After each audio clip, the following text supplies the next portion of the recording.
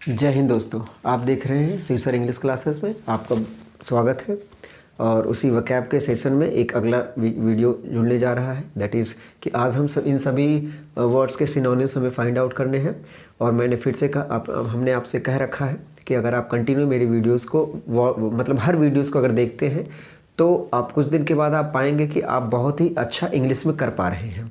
उस चीज़ को करने के लिए आपको भी कंटिन्यू रखना पड़ेगा। हर वीडियोस को देखें, चीज़ों को समझें, एक नोटबुक बनाएं जिसमें आप लिख पाएँ बाद में, ताकि रिवाइज कर पाएँ। हालांकि वीडियोस तो पड़े ही रहेंगे, व्हेन एवर यू वांट, जब आपको ज़रूरत है आप कर सकते हैं।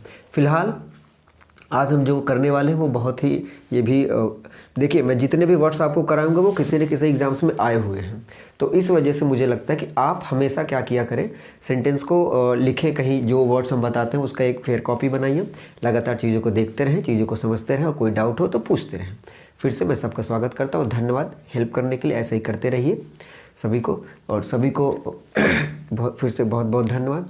आगे चलते हैं। देखिए, ये जो पहला है frail.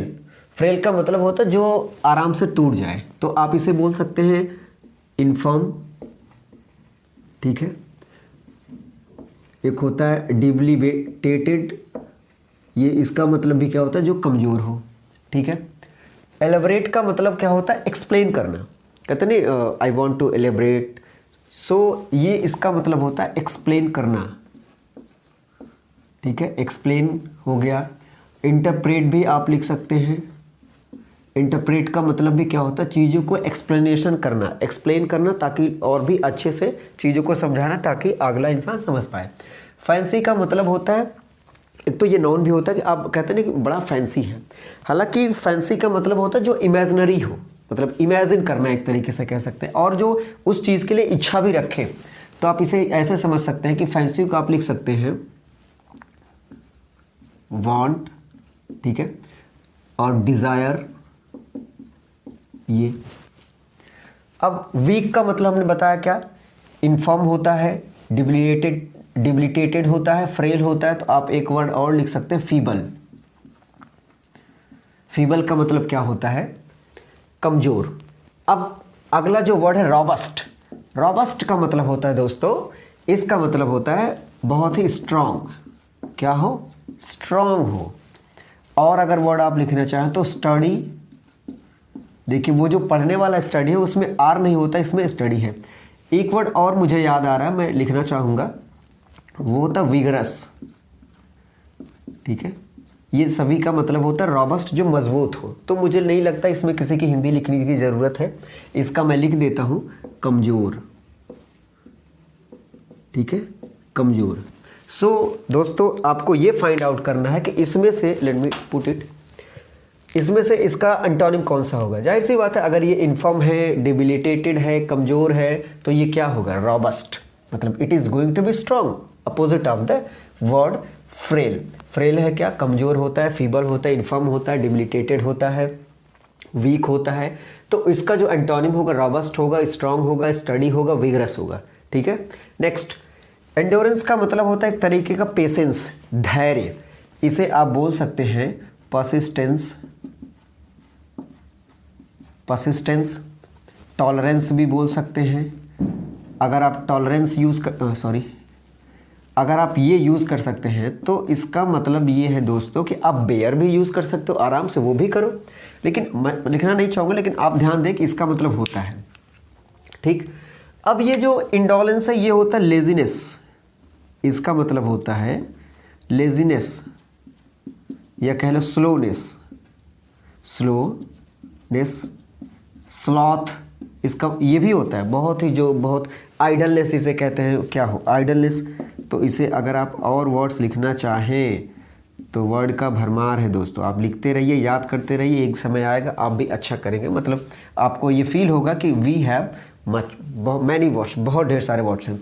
Laziness, slowness, sloth, idleness. मैंने इसको एक्सप्लेन किया था, इसके तीन, एक आइडल होता है, एक आइडियल होता है, एक आइडल होता है। ये जो होता है लेजी होता है।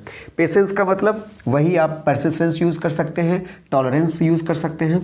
लेकिन अगर ये बात करें पेशेंस की, कौन से पेशेंस की, अगर इसको हम ऐसे ही समझ लें कि इसे पेशेंस जो धैर्य रखते हैं कि ठीक है थोड़ा सा वो बनाए रखिए, तो उसमें आप क्या यूज़ कर सकते हैं बताइए। ठीक है, तो इसका आप परसिस्टेंस हो सकता है, टॉलरेंस हो सकता है, हालांकि टॉलरेंस नहीं, दिस इज टॉलरेंस, और ये भी क्या हो जाएगा आपका परसिस्टेंस, पेशेंस। ठीक है, तो आप ऐसे भी बोल सकते हैं, सेटिस्फैक्शन भी लिख सकते हैं। और ये किस संदर्भ में हम सेटिस्फैक्शन लिख रहे हैं? सेटिस्फैक्शन हम उस संदर्भ में लिख रहे हैं कि ये क्या धैर्य है, संतुष्टि है। संतुष्ट इंसान रहता है तभी धैर्य रखता है, या धैर्य रखते हैं लोग संतुष्टि के लिए, तो ये होता है। और आप कंटेंटमेंट भी लिख सकते हैं, कंटेंटमेंट। कंटेंटमेंट क्या होता है? इससे एक प्रॉवर्ब है, contentment is the greatest happiness. तो मतलब संतोषम परम सुखम इसे बोला जाता है, जो हमने अभी प्रॉवर्ब आपको बोला, कहावत कि contentment is the greatest happiness, वो होता है। टॉलरेंस, टॉलरेंस भी आप परसिस्टेंस, टॉलरेंस ये तो आपने लिखा ही है, तो आप इन सब ये समझ रहे हैं, तो ये भी वही है। तो अगर मैं आप चाहें तो मैं लिख सकता हूँ इसको, जो हमने कहा था कि अगर ये लिखे हैं तो बेयरिंग भी आप यूज़ कर सकते हैं, बिल्कुल यूज़ कर सकते हैं। परसिस्टेंस वही जो क्या डिटर्मिनेशन भी होता है, इसका मतलब डिटरमिनेशन। ठीक है, अब हमें फाइंड आउट करना जो परसिस्टेंस हो, लगातार चलता रहे, उसका जो अपोजिट होगा वो क्या होगा? तो मैं बता दूं, उसका अपोजिट होगा इंडोलेंस, जो बहुत ही लेज़ी हो, बहुत एकदम घोंघा हो, मतलब क्या कहते हो, जो स्लो चले, बहुत स्लो हो, बहुत लेज़ी हो, उसे कहते हैं इंडोलेंस। ठीक है, आई होप ये समझ में आए। अगला देखते हैं, तो इसका जो आंसर है वो ये है, और इसका जो आंसर है वो ये है। तो नेक्स्ट क्वेश्चन हम देखते हैं दोस्तों, लेमेंट। लेमेंट का मतलब मैंने प्रीवियस लेक्चर अगर आप अटेंड किए होंगे तो आपको याद होगा कि ये था लेमेंट करके था, डिस्टनी करके, तो फिलहाल उसे हमें याद नहीं करना है। मॉर्न होता है, मॉर्न भी होता है, और क्या होता है मैं आपको बता दूं, कंपैशनेट भी हमने आपको बोला था। एक होता है ग्रोन करना, ग्रोन का मतलब भी होता है, जैसे ये बीमोन है, ये भी होता है बी वेल। ठीक है, वेल का मतलब भी होता है। कंपैशनेट में अगर लिखना चाहो तो लिख सकता हूँ कंपैशनेट। ठीक है, कंपैशनेट होता है, इसका मतलब होता है विलाप करना। अब आज मुझे याद आया ये वर्ड, तो इसका मतलब आप क्या कर सकते हैं, विलाप करना, मतलब कि पछताना, टू एक्सप्रेस ग्रीफ, अपने ग्रीफ को, दर्द को एक्सप्रेस करना ही क्या कहलाता है? लेमेंट कहलाता है, मोर्न कहलाता है, ग्रोन कहलाता है, बीमोन कहलाता है, वेल कहलाता है, कंपैशनेट कहलाता है। तो ये सभी क्या है? एक दूसरे के सिनोनिम्स हैं, लेकिन मुझे फाइंड आउट करना है क्या? एंटोनिम। तो हमने करना सेलिब्रेट का मतलब क्या? हैव फन, मज़ा करना। तो इसे लेकिन एक अच्छा जो वर्ड है वो है सोलेमनाइज। ठीक है, so third fourth one is missing, fourth कोई बात नहीं, हमें क्या करना है, हमें तो वर्ड ही सीखना है। फिलहाल इसका जो अपोजिट होगा वो होगा सेलिब्रेट। भाई अगर आप किसी चीज़ को मोर्न कर रहे हैं, किसी के मतलब अपने एक्सप्रेस को, अगर अपने ग्रीफ को अगर आप एक्सप्रेस करें, अपने दर्दों को बयां करते हैं, तो उससे उसका जो अपोजिट होगा वो क्या होगा? जाहिर सी बात है सेलिब्रेशन, हैव फन, मज़ा करना और उल्लास मनाना। ठीक है, अगला जो है इंटेंशनल। इंटेंशनल का मतलब होता है कि जो पहले से प्लान हो, इच्छा, मतलब पहले से कहते हैं बड़ा इंटेंशनली उन्हें मुझे अटैक किया, तो इसका मतलब वो प्लान्ड था। तो यहाँ अगर मैं लिखना चाहूँ तो आप लिख सकते हैं प्लान्ड हो, पहले से डिज़ाइंड हो। ठीक है, अच्छा डिज़ाइन है भी, तो आप पहले से क्या कह सकते हैं? डेलिब्रेट भी कह सकते हैं। ठीक है, मतलब पहले से प्लान हो। ठीक, ये आप ध्यान दें, ये होता है दोस्तों ऑप्शनल। वॉलंटरी का मतलब होता है ऑप्शनल। ठीक है, ये ऑप्शनल है, मतलब आप चाहे करें या ना करें।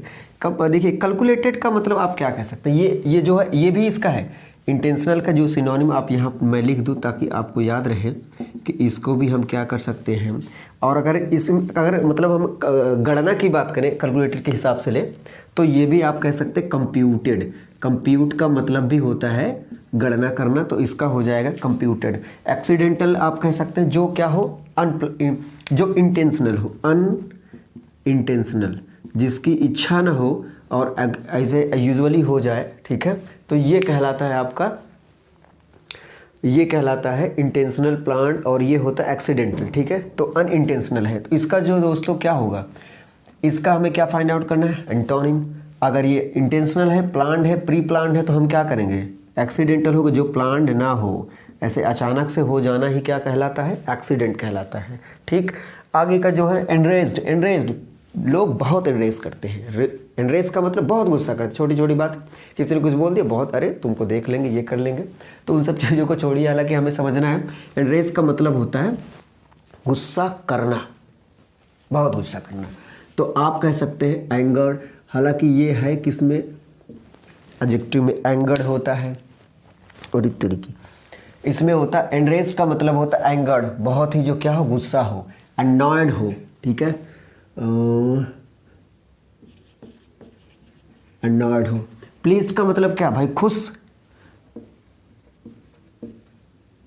हैप्पी आप यूज़ कर सकते हैं जो पहले से क्या हो, एकदम मद मस्त हो, खुश हो।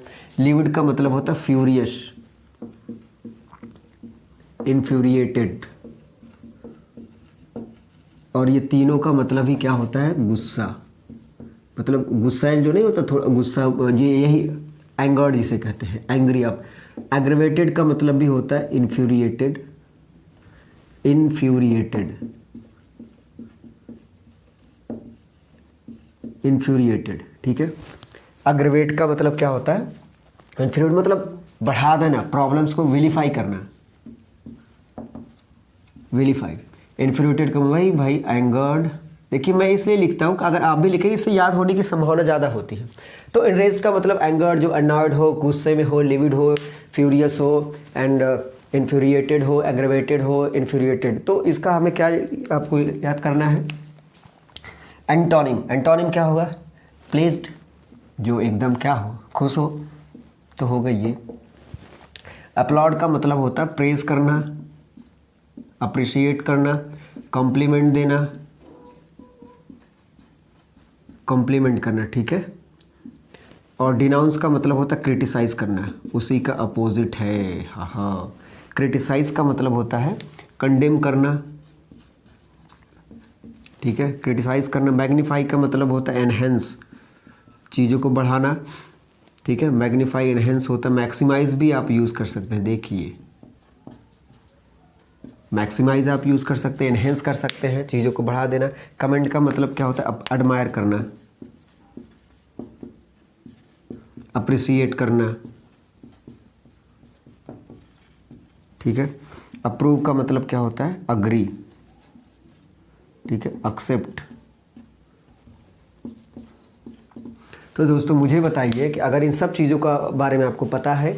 अपलॉड का मतलब प्रेस करना, कॉम्प्लीमेंट देना, कॉम्प्लीमेंट देना। ठीक है, ये वायर बड़े हैं। ठीक, अपलॉड का मतलब प्रेस, कॉम्प्लीमेंट देना। डिनाउंस का मतलब क्रिटिसाइज करना, कंडेम करना। मैग्नीफाई का एनहेंस करना, मैक्सिमाइज करना। ठीक, और कमेंट का मतलब एडमायर करना, अप्रिसिएट करना। अप्रूव का मतलब है अग्री, एक्सेप्ट। तो इसका जो जाहिर सी बात है, मतलब अब्सोल्युटली ऑब्वियसली जो होगा वो क्या होगा? इसका डिनाउंस होगा। इसका जो एंटोनिम है ये है। आई होप दोस्तों बहुत ही अच्छे से एक्सप्लेन करने की मैंने कोशिश की है और आपको भी अच्छे से समझ में भी आ रहा होगा इस सभी चीज़ों को आप समझते हुए।